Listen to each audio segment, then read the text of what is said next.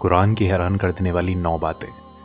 जब से इस पृथ्वी पर इंसानियत की सुबह हुई है, हम इस पृथ्वी पर अपने वजूद की तलाश कर रहे हैं और इस कोशिश में हम विज्ञान, धर्म और पवित्र ग्रंथों की तरफ देखते हैं।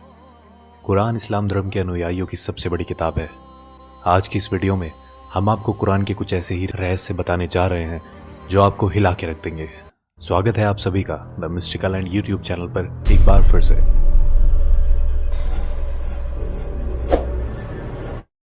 वीडियो शुरू करने से पहले ये जानना ज़रूरी है कि कुरान कोई साइंस की किताब नहीं है, मगर कुरान में कई साइंटिफिक और हिस्टोरिकल फैक्ट्स मिलते हैं जिनमें से कुछ बातों को समझने में तो हम सफल हुए हैं, लेकिन अभी भी कई ऐसी बातें कुरान में मिलती हैं जिन्हें हम आज तक समझने की कोशिश कर रहे हैं। कुरान में कुछ ऐसी भविष्यवाणी भी की गई हैं जो अब तक सच हो चुकी हैं। आइए मिलकर जानते हैं कुरान के सबसे चौंकाने वाले तथ्य। नंबर 1, ऑरिजिन ऑफ लाइफ, जीवन की उत्पत्ति। हम सभी जानते हैं कि पानी जीवन के लिए सबसे ज़रूरी तत्व है। कुरान इसी विचार में एक असाधारण दावा करता है। कुरान कहती है कि जिंदगी पानी में पैदा हुई है। पानी को ही पृथ्वी पर जीवन की उत्पत्ति के लिए मूल तत्व माना गया है। इसकी पुष्टि इस बात से होती है कि पृथ्वी पर रहने वाले समस्त प्राणियों के सेल्स या कोशिकाएं पानी से बनी हुई है। मिसाल के लिए किसी भी जंतु की कोशिकाएं या साइटोप्लाज्म 80% पानी होता है। फैक्ट ये है कि जीवित प्राणी ज़्यादातर पानी से ही बने होते हैं और इसकी पुष्टि माइक्रोस्कोप के आविष्कार के बाद ही हो पाई है। अरब के रेगिस्तान में रहने वालों की ये सोच अपने आप में हैरान कर देने वाली है कि पृथ्वी पर जीवन पानी के कारण ही संभव है। नंबर 2, आयरन, लोहा। लोहा प्राकृतिक रूप से धरती पर पाई जाने वाली धातु नहीं है। ये धरती पर अंतरिक्ष से आया है। ये अपने आप में चौंकाने वाली बात है, मगर ये सच है। वैज्ञानिकों ने ये खोज लिया है कि अरबों साल पहले पृथ्वी की टक्कर उल्कापिंड से हुई थी। अद्भुत बात यह है कि ये उल्कापिंड लोहे से भरे हुए थे और पृथ्वी से टकराने के कारण जबरदस्त विस्फोट हुआ जिसमें ये फैल गए। कुरान का लोहे की उत्पत्ति पर 57-25 आयत में कहना है, हमने लोहे को नीचे धरती पर भेजा है समस्त मानव जाति के फायदे के लिए। लोहा धरती का नहीं मगर दूसरी दुनिया से आया है। इस बात की पुष्टि 7वीं शताब्दी के वैज्ञानिकों द्वारा करना नामुमकिन सा लगता है। Number 3, sky's protection. आसमान हमारी हिफाजत करता है। पृथ्वी को सूर्य की हानिकारक किरणों से बचाने में आसमान एक बहुत ही महत्वपूर्ण रोल अदा करता है। अगर आसमान नहीं होता तो सूर्य की रेडिएशन पृथ्वी पर समस्त जीवन को जलाकर नष्ट कर चुकी होती। आसमान पृथ्वी के चारों ओर लिपटे हुए कंबल की तरह है जो पृथ्वी को जमाने वाली ठंड से भी बचाता है। आकाश के ऊपर का तापमान लगभग -270 डिग्री सेल्सियस होता है। आकाश पृथ्वी पर ग्रीन हाउस इफेक्ट पैदा कर यहाँ के जीवन को सूर्य की रेडिएशन और अंतरिक्ष की जमा देने वाली ठंड दोनों से ही बचाता है। ये आकाश के कुछ ऐसे काम हैं जो हमें प्रोटेक्ट करते हैं।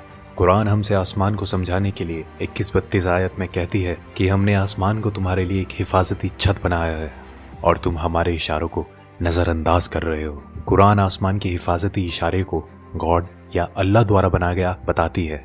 आधुनिक विज्ञान द्वारा आकाश की पृथ्वी को प्रोटेक्ट करने की क्षमता 20वीं सदी में की गई रिसर्च से साबित होती है। नंबर 4, द माउंटेन्स, पहाड़। कुरान हमारा ध्यान पहाड़ों के बारे में एक बहुत ही खास पहलू की ओर खींचती है। क्या हमने दुनिया को आराम करने वाली जगह नहीं बनाया और पहाड़ों को धरती का खोटा नहीं बनाया? कुरान हमें बताती है कि पहाड़ों की जड़ें धरती में बहुत गहरी हैं और असल में भी ऐसा ही है। पहाड़ धरती में काफ़ी गहरे तक गड़े हुए होते हैं।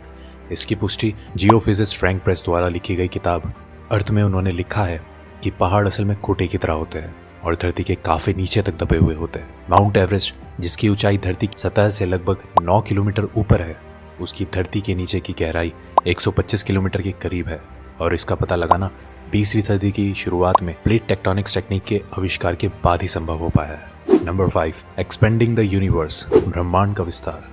जब खगोलीय विज्ञान अपनी शुरुआती दौर में थे, कुरान में ब्रह्मांड के फैलने का बयान किया गया। कुरान में 51-47 आयत में कहा गया है कि ब्रह्मांड को हमने ही अपनी सृजनात्मक शक्तियों से बनाया है और इसको हम बढ़ाते रहेंगे। ये तथ्य कि ब्रह्मांड निरंतर बढ़ रहा है, ये रहस्य हम पिछली सदी में ही जान पाए हैं। जाने माने फिजिस्ट स्टीफन हॉकिंस अपनी किताब a brief history of time में लिख गए हैं कि ब्रह्मांड को बढ़ाने की खोज 20वीं सदी की सबसे बड़ी भौतिक क्रांतियों में से एक है। चौंकाने वाली बात यह है कि कुरान में इस बात का जिक्र टेलीस्कोप की खोज से पहले ही हो चुका था। नंबर 6, सन्स ऑर्बिट, सूरज की कक्षा।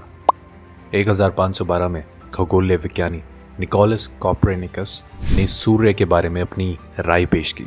उनके मुताबिक सूर्यमंडल में सूर्य अपने कक्ष में स्थिर रहता है और बाकी के ग्रह उसके इर्द गिर्द चक्कर लगाते हैं। ये नजरिया कि सूर्य स्थिर है 20वीं सदी तक तमाम खगोल वैज्ञानिकों में कायम था, लेकिन अब ये स्पष्ट रूप से एक वैज्ञानिक तथ्य है कि सूर्य स्थिर नहीं है, बल्कि वो हमारे मिल्की वे गैलेक्सी में मध्य में घूमता रहता है। कुरान में इस बात का जिक्र 21-33 आयत में आता है। वो जिसने रात दिन चांद सूरज बनाए वो अल्लाह ही है, और ये चांद सितारे सब अपने ही कक्ष में तैरते रहते हैं। 2 दशकों पहले तक कुरान को खगोल वैज्ञानिकों द्वारा गलत समझा जा रहा होता, लेकिन अब हम जानते हैं सूर्य से संबंधित कुरान का ये दावा आज का विज्ञान एकदम सच साबित करता है। नंबर 7, द ओशियन, समुद्र।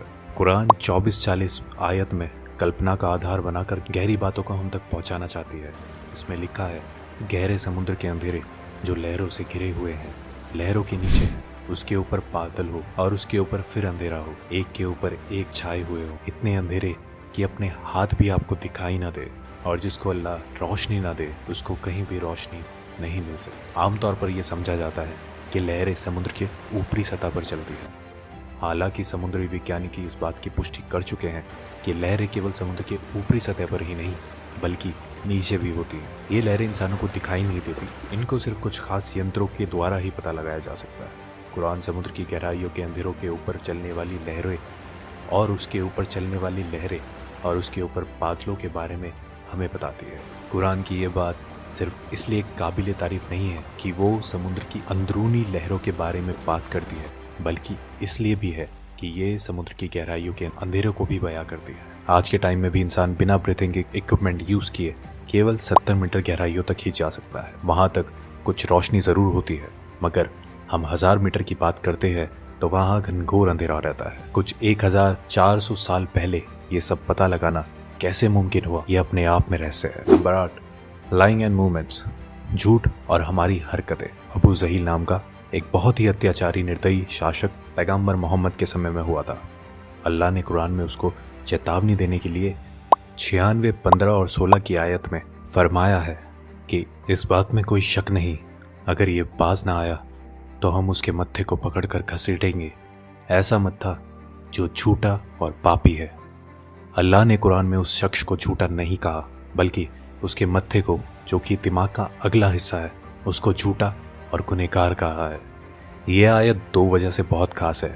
पहली ये कि हमारे दिमाग के सामने वाला हिस्सा हमारी सोची समझी हरकतों का जिम्मेदार होता है। इसे फ्रंटल लोब के नाम से भी जाना जाता है।